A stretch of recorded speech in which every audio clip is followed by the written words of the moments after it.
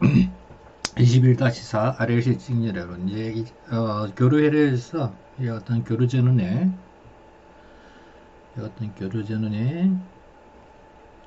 저항 R, 그 다음에 코일 L, 인덕터, 그 다음에 C 콘덴서를 갖다가 이렇게 직렬로 이렇게 연결해주면 어떻게 되느냐. 여기 이제 전류가 이렇게 흐르겠죠, 그죠? 전류가 그러면 여기 이제 전압이 걸릴 거고, 이 코일이 자기장을 만들 거고, 그럼 여기도 마찬가지 전압이 걸릴 거고, 그죠? 그 다음에 전류가 가서 여기에서 전압돼서 쌓이겠죠, 그죠? 전류가 그러면, 그러면 여기에 이제 쌓인 전압이, 전하의 양에 따라서 여기에 걸리는 전압이 걸리겠죠, 그죠? 그래서 결국은 여기에 이제 내가 가해주는 요 전압만큼, 그죠? 여기에 저항이 전압이 걸리고, 여기도 전압이 걸리고, 여기도 전압이 걸릴 거예요. 자, 그럼 이제 여기에 공통적으로 직렬이잖아요, 그죠? 직렬이면 여기에 이제 전류가 흐르는 거죠. I0 sin 오메가 t라는 이런 전류가 이렇게 공통적으로 이렇게 흐를 거예요. 여기 흐르고, 여기 흐르고, 여기에 전류가 흐르면 이제 전하가 쌓일 거고 이렇게 되겠죠, 그죠? 만약에 이제 여기에 흐르는 전류를 갖다가 이와 같은 식으로 주면 I0 sin 오메가 t 이런 이게 교류니까 전류가 이와 같은 식으로 흐른다는 게 그렇게 예상이 가능하잖아요, 그죠? 그러면 이게 저항이 걸린 전류는 V는 IR, 그죠? IR이 될 거고, 그러면 이게 I가 지금 I0 sin 오메가 t니까 R만 곱한 값, R분은 I0R sin 오메가 t가 될 거고, VR. 그 다음에 이제 이 콘덴서에 걸리는 전압은 어떻게 되느냐? 전류가 가서 쌓인 요 전하의 양에 따라서 전압이 정해진다 했죠, 그죠? 그럼 전하의 양은 Q는 뭐가 되느냐?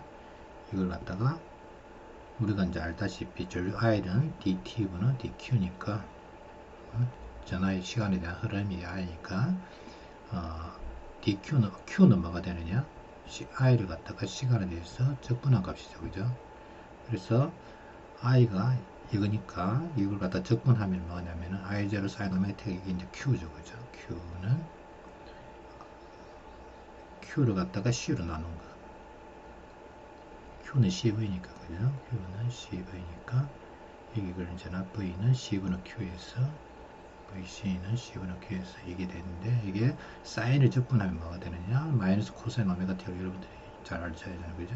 그래서 여기에 걸린 전압은 오메가 C분의 I0의 코사인 오메가 T가 돼요. VC는 책에 이제 그림만 나오지, 공식은, 유도되는 공식은 없어요. 여러분들 책이 지금 미분적분이 빠져있기 때문에, 근데 여러분 미분적분을 잘 알기 때문에 이와 같은 식으로 하는 게 훨씬 더 쉬워요. 자, 그 다음에 이제 VL은 어떻게 되느냐? L의 DT의 DI죠, 그죠? L의 DT의 DI. 이 세 개 공식은 이게 더 중요해요, 실제적으로. 예. V는 IR, VC는 C분의 Q, VL은 L의 DT의 DI. 전류를 갖다가 그대로 곱해주면 저항이 되고, 그죠? 저항이 그런 전압이 되고, VC는 이 전류를 갖다가 적분하는 값을 갖다가 C로 나눈 게 VC가 되고, 코일은 L의 인덕터스에다가 전류를 갖다가 시간에 대해서 미분한 값, 미분, 적분, 그대로, 그죠? 이 세 방식, 이게 이제 중요하죠, 그죠? 그러면 이제 이게 미분하면 얼마냐? I0, L, 오메가, 코사인 오메가 t가 되죠, 그죠? 다시 이렇게 I0에 오메가 L, 보통 이렇게 오메가 L이죠. 때문에. 그래서 VR 더하고, 그죠? VC 더하고 VL을 갖다가 다 더한 게 V 토탈이 되겠죠. 여기 그런 토탈이 되겠죠. 그럼 이걸 갖다 여기다 대입시켜서 계산하면 I0 공통이죠, 그죠? R의 사인 오메가 T, 그 다음에 코사인 오메가 T, 코사인 오메가 T인데, 한쪽은 마이너스고 플러스니까, 오메가 L 마이너스 오메가 C분의 1 코사인 오메가 T 이렇게 되죠. 근데 이걸 갖다가 삼각함수 합성을 해야 되는데, 삼각함수 이제 합성을 하기 위해서는 여러분들이 요새 잘 하는지 모르겠는데, 이제 이와 같은 직각삼각형을 갖다가 예를 들어 보면은 밑변이 R이고, 그죠?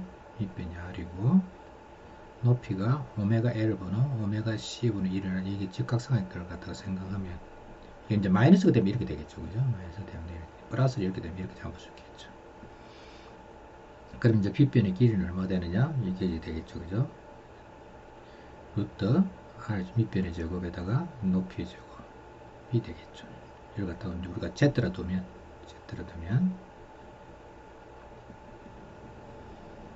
코사인 파이는 뭐가 되느냐 하면은 코사인 파이는 Z분의 R이고, 그죠? 사인 파이는 Z분의 오메가 L 마이너스 오메가 C분의 1이 되겠죠. 그러면 이제 R은 뭐가 되느냐? Z의 코사인 파이가 될 거고요. 이 R은 Z의 코사인 파이가 될 거고, 그 다음에 오메가 L 마이너스 오메가 C분의 1은 Z의 사인 파이가 되겠죠, 그죠? Z의 사인 파이가 되겠죠. 그럼 Z를 갖다 묶어내면 이렇게 같은 식으로 되겠죠. 그러면 이제 코사인 파이, 사인 파이, 코사인, 사인, 코사인, 코사인, 사인 하면은 사인 오메가 t 플러스 파이잖아요.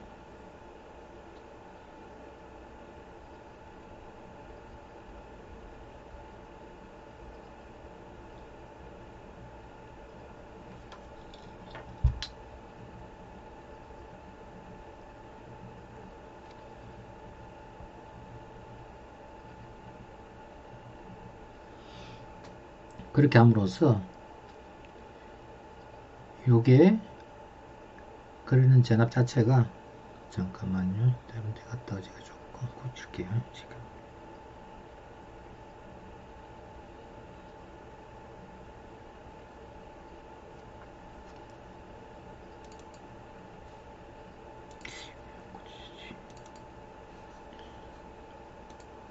고쳐야 되는데 안 고쳐야 되네요. 그래서 여기에 그리는 전압 자체를 갖다가 I0Z의 사인 오메가 t 플러스 파이가 여기에 그리는 전압이 되는데, 이게 이제 우리가 그려주는 전압 V가 되겠죠, 그죠? 이게 제 전압. 그래서 이걸 갖다 우리가 뭐로 줬냐면은 V0로 줄 수 있을 거고죠. 그러면 전류는 지금 사인으로 될 거고죠. 전류는 사인으로 될 거고, 요 세 개를 갖다가 다 합친 거는 사인 오메가 t 플러스 파이만큼, 그죠? 위상차가 발생하죠. 이만큼 파이만큼 위상차가 발생. 이게 파이를 갖다가 지금 보면은 이제 이걸 다시 그린 거예요. 이게 아까 사인이고, 그죠? 이거는 아까 뭐 했죠? I0의 사인 오메가 t였고, 그죠? 요거는 I0의 R의 사인 오메가 t 플러스 파이였고, VL은 I0의 오메가 L의 코사인 오메가 t였고, 그죠? 마이너스 오메가 C분의 1의 I0의 코사인 오메가 t였죠, 그죠? 그럼 이 세 개를 갖다가 VR, VL, VC를 세 개를 더하면 요 식이 되는 거죠. 그럴 때 이제 위상차 파이가 발생하는데, 위상차 파이는 아까 요거였어요. 밑변이 R이고, 그죠? 높이가 오메가 L 마이너스 오메가 C분의 1이 되는 거죠. 그래서 I는 I0Z의 사인 오메가 t 플러스 파이가 되는 거죠. 위상자인데, 이거는 이제 자, 그럴 때 이 Z를 갖다가 토탈 임피던스를 해서 일종의 저항으로 생각하면 돼요. 자, 토탈 임피던스.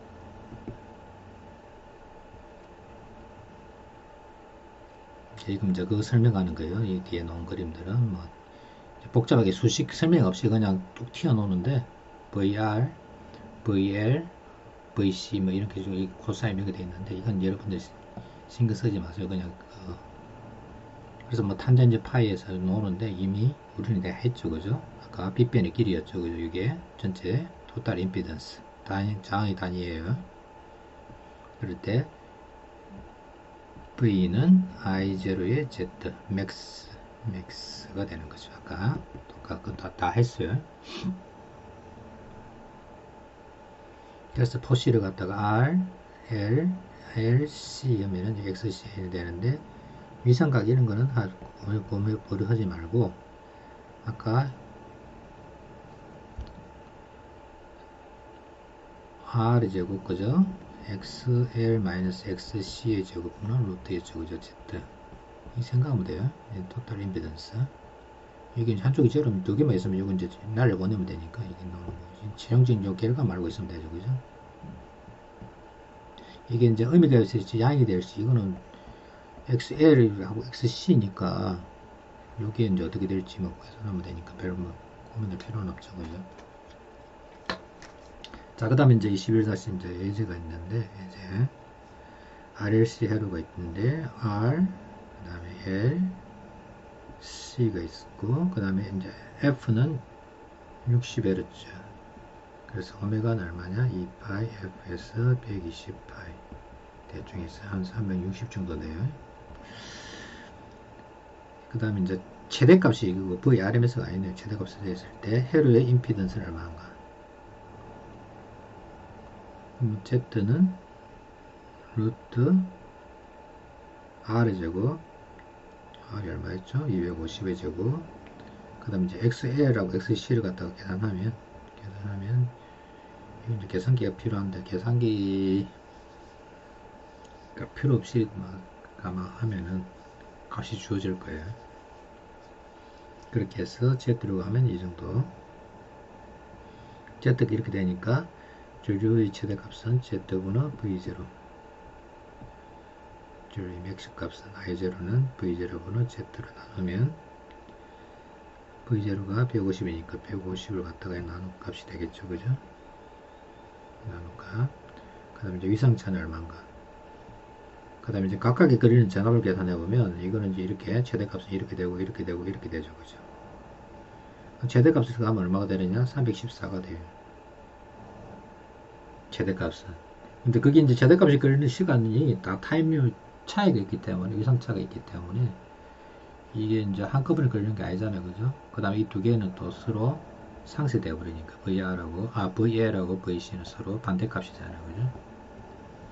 그래서 위상차가 이제 정반대로 주어지기 때문에 이거하고 이거 다른 거예요. 그래서 150이 되는 게 아니고 이제 이게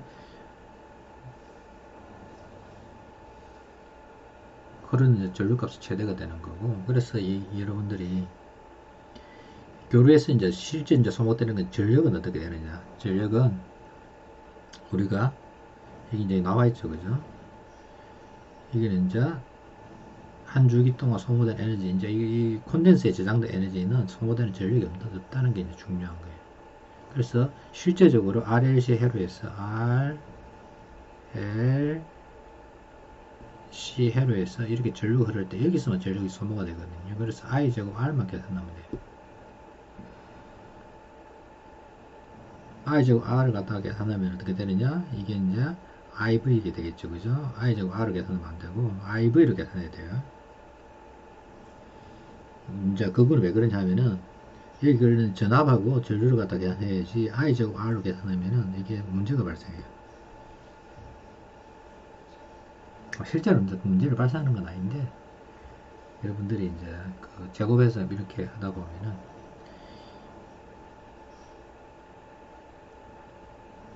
실제적인 이제 파워하고 이게 I 제곱 R로 계산하면 안 되고 실제로 이제 에버리지를 계산하기 위해서는 이걸 계산해야 돼요.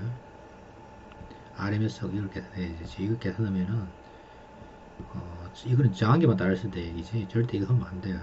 그래서 이걸 계산하게 되면은 두 개가 이제 위상자 코사인 파이만큼 곱해져서 I의 RMS에 V의 RMS 코사인 파이가 되게 돼 있어요. 이게 이제 전력인자를 하는데 전력인자 이게 일단 역률이라거든요. 역률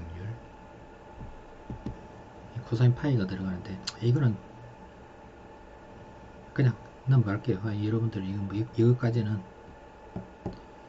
조금 헷갈리니까 중요한 건 이게 소모되는 에너지가 없다는 거예요.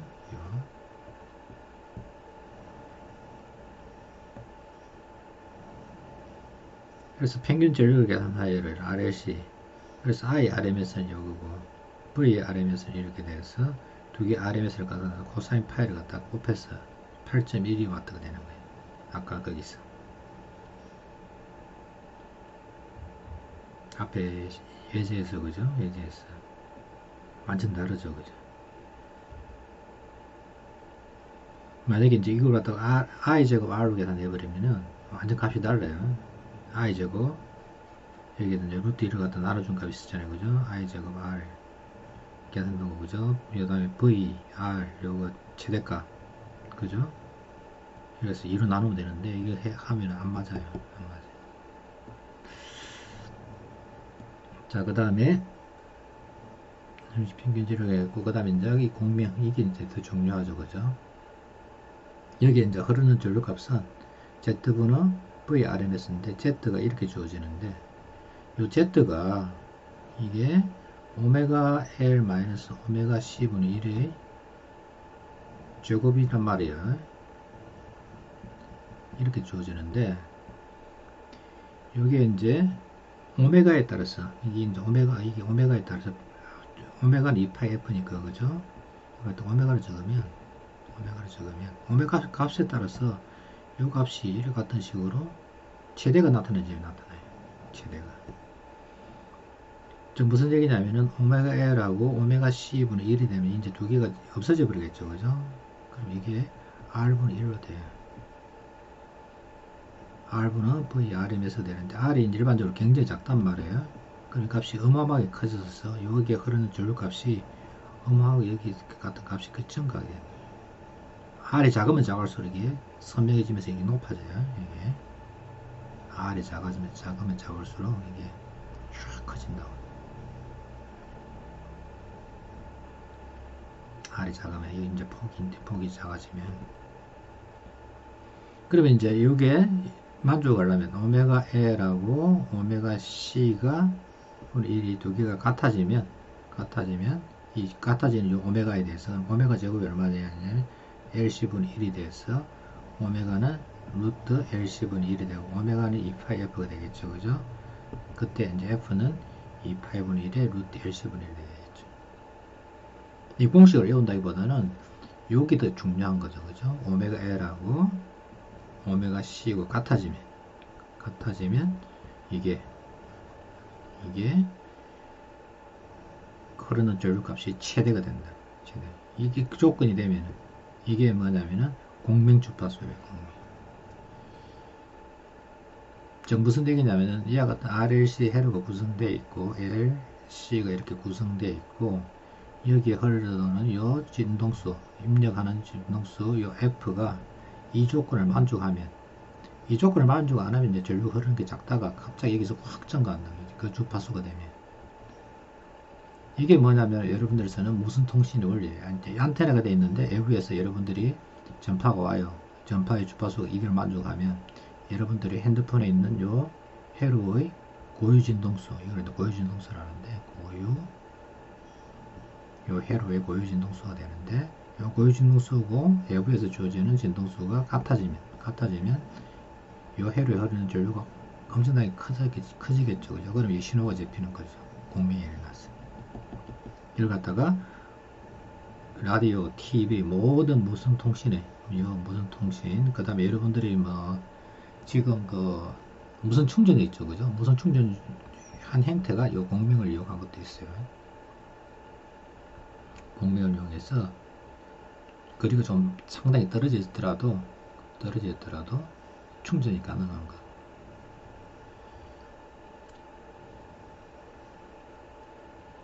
무슨 충전까지 어마어마하게 이용된다는 거예요.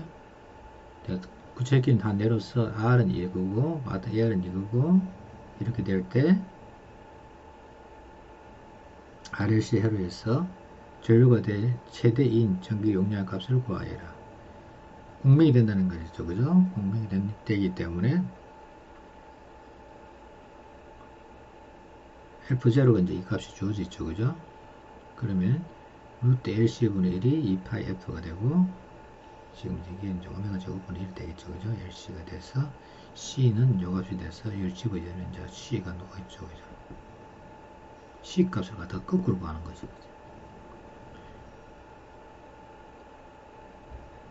그럴 때 이 회로에서의 최대 전류는 얼마인가? 최대 전류는 그냥 Z가 그냥 R이 되는 거예요. 그때는 R이 돼서 그냥 연결한 전압이 20이니까 이거에서 0.133이 되겠죠.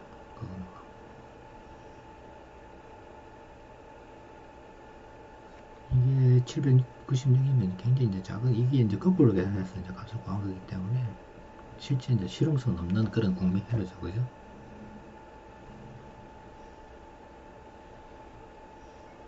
자, 그 다음에 이제 변압기.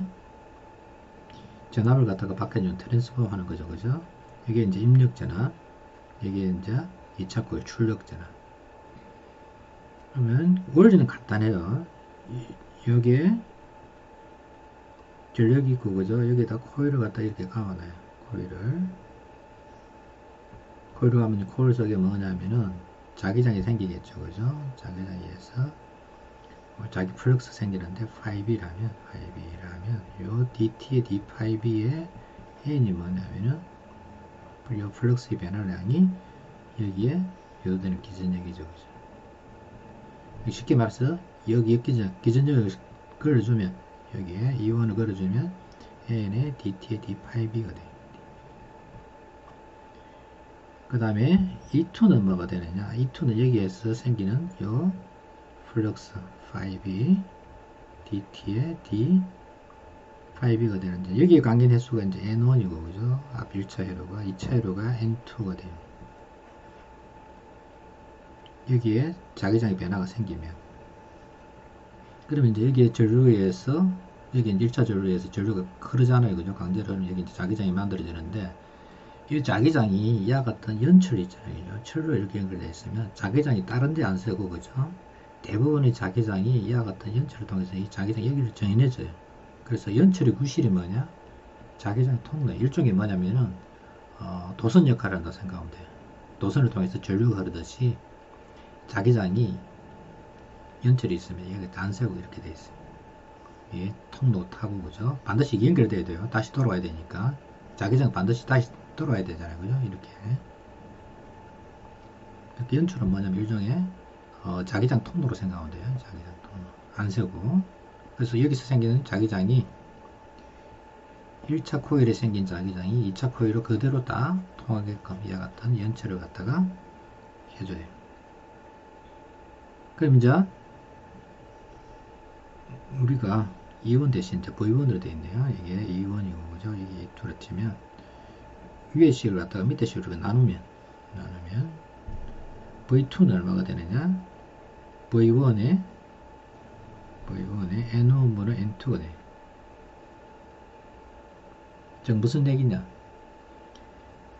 이게 이제 강긴 횟수가 한 번, 두 번, 세 번. 여기는 한 번, 두 번, 세 번, 네 번이면 이게 4분 분지 3분의 4가 돼서, 만약 이게 V1이 300V로 치면 여기에도 되는 거는 400V이거든요. 강긴 횟수만큼 전압이 높아진다. 전압이 높아지니까 전압을 변화시킬 수 있겠죠. 그죠? 그걸 갖다가 변화기라 해요. 변화. 일반적으로 여러분들이 발전소에서 송전선을 통해서, 그죠? 변전소까지 보내고 변전소에서 다시 이 전봇대를 보낼 때 이제 이 변전소와 변전소 사이는 굉장히 전압이 높아요. 수십만 볼트예요. 수십만 볼트. 그에 비해서 변전소에서 이제 전봇대를 보낼 때는 한 수만 볼트예요.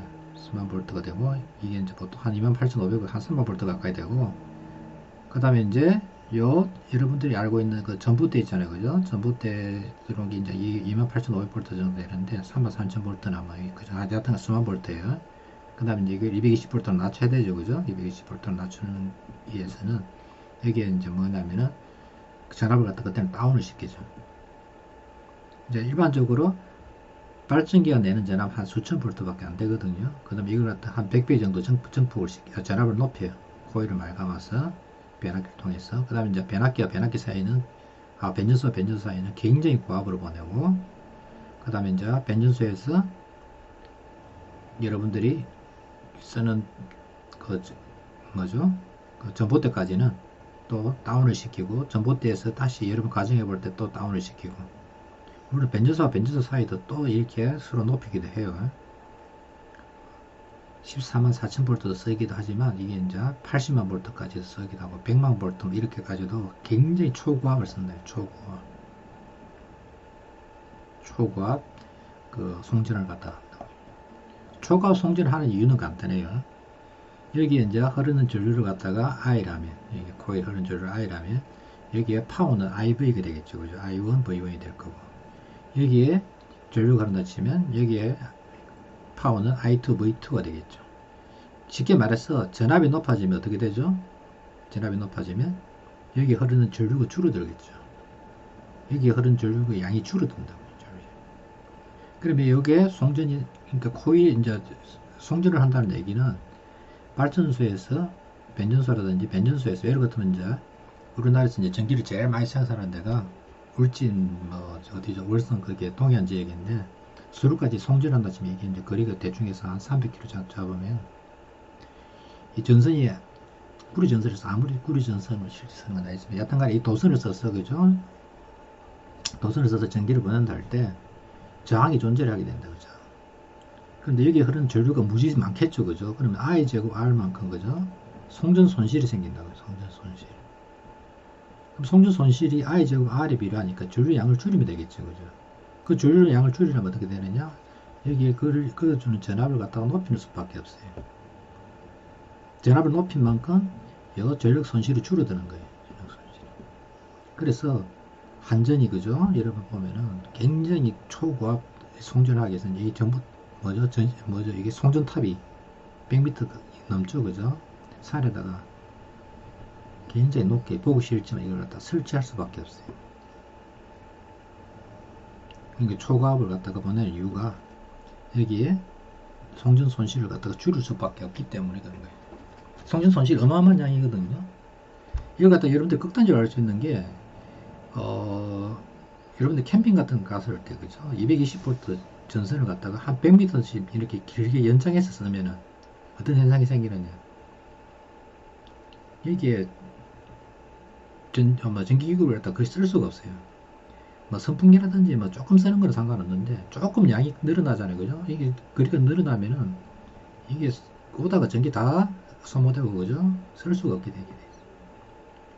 그래서 여러분들이 혹시 가정이라도 전기를 쓸 때 될 수 있으면 이게 연장하지 말고 그죠? 바로 쓰는 게 제일 좋겠죠. 왜냐면 이게 이제 I 제곱 R에 의해서 이 전력 손실은 무지무지 그러니까 양이 늘어나면은 감당할 수 없는 양이 발생하거든요. 그 다음에 이제 변압기 중에서는 여러분들이 이제 또 많이 쓰는 게 이제 이와 같은 이제 큰 변압기도 있지만 여러분들이 그 충전기 있죠, 그죠? 충전기 다 뜯어보면은 노트북 충전기가 또 뜯어보면 이런 식으로 되어 있죠. 가운데 철심이 있고, 그죠? 220V로 달아서 이게 그래서 아마 여러분들이 충전기가 무거운 이유가 뭐냐면 이 어떤 연철이 들어있어야 되는 거예요. 연철. 철 중에서 뭐냐면 굉장히 소프트한 철이 있거든요. 소프트한 철이 이렇게 철판이 쫙 쌓여 있다고 이렇게 여러분들이 층층이 쌓여 있다고. 그래서 이제 여기 보면은 소비자의 안정성에 대해서 낮은 전압을 요구하고 가정에서 쓰는 거는 여기서 아까 말한 대로 낮은 전압을 요구하고 송전은 높은 전압을 요구하고 그래서 중간에 뭐냐면은 요 변압기를 써야 된다. 이 변압기를 만들기 위해서는 뭐냐면 뭐가 제일 중요한 건 자기 선속이 바뀌어야 되죠, 그죠? 파이비가 요거였죠, 그죠? DA였죠, 그죠? 적분한 값이었죠, 그죠? 통과하는 자기장의 값이 파이비였죠, 자기 선속이 바뀌기 위해서 뭐냐면은 이 변압기를 쓰기 위해서 반드시 교류가 되는 거예요. 그래서 여러분들이 이제 AC가 있고 DC가 있을 때, DC가 있을 때, 지금 이제 우리가 거의 대부분이 AC를 쓰거든요. 이제 DC를 주장한 게 이제 에디슨이고, 그 다음에 이제 AC를 주장한 게 이제 테슬라죠, 그죠? 니콜라 테슬라. 에디슨의 그 조수 역할하는 에디슨은 굉장히 유명하고 그 당시에 그죠? 테슬라는 그 에디슨의 그 조수 역할을 했다고요. 밑에 있던 테슬라가 AC를 주장했거든요. 에디슨은 DC를 주장했고. 근데 결국은 테슬라가 승리한 이유가 뭐냐면은, 지금 더불어 쓰는 이유가 뭐냐면은, 이와 같은 간단한 구조로서, 그죠? 전압을 갖다가 송전이 가능한 거예요. 변압이 가능하기 때문에. 그에 비해서 에디슨은 DC니까, DC는 전압을 갖다 높이면 이게 성압이라 하거든요. 성압. 내리는 걸 갖다가 강압이라 하는데, 성압 강압이 굉장히 어려워요, DC는. 지금은 쉬워요. 지금은 여러분들이 반도체 소자가 전력 소자가 좋은 것들이 많이 나와서 지금은 성압 강압이 지금은 오히려 DC가 더 유용할 수 있거든요. 전기 송전이. 그런데 이제 거의 대부분이 지금 AC를 쓰고 있다고. 그 이유는 금방 말했다시피 이 변압기를 갖다가 아주 쉽게 전력을 갖다가 얼마든지 조절이 가능하거든요. 아주 쉽게. 자, 21-7이 이제 전력비와 분배에 대해서 좀 나와 있어요. 보통 발전소에서 생기는 게 한 이 정도 돼요. 한 수천 볼트 돼요. 큰 원자력 발전소도 거기에 들어가는 그 생기는 그 전압은 그렇게 높을 수는 없어요. 그러면 이제 4000 볼트 100A 이건 이제 RMS 값이겠죠. 그죠? 그러면 파워는 얼마가 되느냐? 파워는 IV에서 여기에 송전이 100A니까 10의 제곱일 거고, 그죠? 4 곱하기 10의 3승에서 400kW 정도 되네요. 얼마 안 되네요. 이 전기를 송전을 통해서 240kV로 승합됩니다. 송전선의 유효저항은 35, 변압기는 이성적이라고 가정한다. 송전선에서 손실되는 비율을 구하는 거예요. 그러니까 이게 I 제곱 R을 구하라는 얘기예요. 근데 V는 IR에서, 그죠? IR에서 지금 I1이 얼마냐? 이게 이제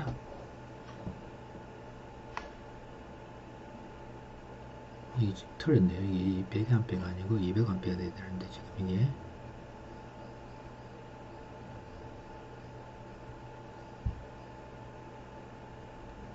200A 이게 교류겠죠, 그죠? 이건 교류예요, 교류.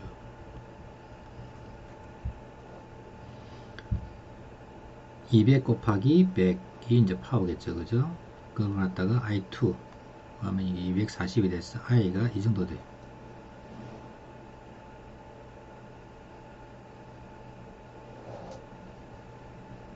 그래서 I 제곱 R을 하면 얼마 되느냐? 1.67에다가 35를 곱하면 83.7이 돼요. 83.7W니까 파워가 이 정도 되죠, 그죠? 그 중에서 83.7이니까 소모되는 전력 손실이 0.02 너무 이상적이네요. 굉장히 적죠, 그죠? 0.02밖에 안 돼요. 그런데 만약에 이걸 성합을 안 하고 4000V로 생산해서 그냥 4000V 그대로 보낸다는 때는 어떻게 될 것이냐? 그러면 이게 이제 200A니까 여기는 또 200으로 돼 있어요, 이게.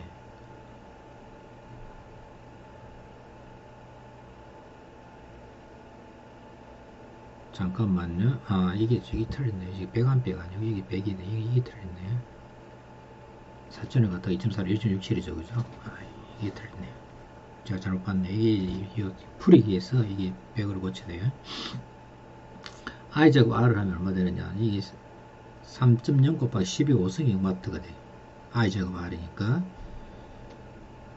그러니까 이게 300kW예요. 전력을 갖다가 400kW 생산했는데 300kW가 뭐냐면 송전 과정에서 없어져 버리는 거예요. 75%만 75%가 상수전력이에요. 그래서 400kW 생산해서 300kW는 송전해서 없어져 버리고 실제 쓰는 건 100kW밖에 안 되는 거예요. 75%밖에 안 된다. 그래서 송전 효율이 이만큼 차이가, 전력 손실에서 이만큼 차이가 발생하기 때문에 반드시 뭐냐면 우리가 성합을 갖다 해야 돼요. 만약에 비용으로 계산하면 어마어마한 양이거든요. 이 같은 경우는 뭐 지금 100kW, 400kW 이렇게 되는데 원자력 발전소는 100만 kW, 150만 kW 이렇게 되잖아요. 그 150만 킬로와트 이런 거는 하루에 송전 비용만 뭐 몇 억씩 손해를 볼 수 있겠죠. 그래서 한전은 무조건 성압을 갖다가 하려 해요. 성압을. 물론 성압을 하면 이게 이제 송전탑도 높아져야 되고, 그죠? 전선도 특별해야 되고, 그 다음에 여기에 이제 나오는 이제 전자기파에 의한 또 민원도 있어요. 굉장히 골치 아픈 문제가 많죠. 그렇지만 국가적으로는 또 해야 되고, 그죠? 그런 이제 문제가 있죠. 그래서 이제 놓은 대안이 이제 지하 송전인데, 지하 송전도 뭐 이게 문제 많아요. 이것도 지하로 송전하면 이건 전압을 갖다 더 높일 수가 없거든요. 그래서 여러분들이 산에 보면, 그죠? 산이 이렇게 돼 있으면 산과 산 사이 이런 데 높은 산에, 그죠? 사람이 안 사는 외진 곳에 거의 대부분이 이게 이제 고철탑을 갖다가 세워서, 그죠? 송전을 갖다가 하는데, 이 철탑 높이가 보통 이게 한 100m 가까이 돼요. 요새 놓은 것들은. 철탑과 철탑 사이 거리는 한 1km까지 또 되는 거는 철탑도 있고.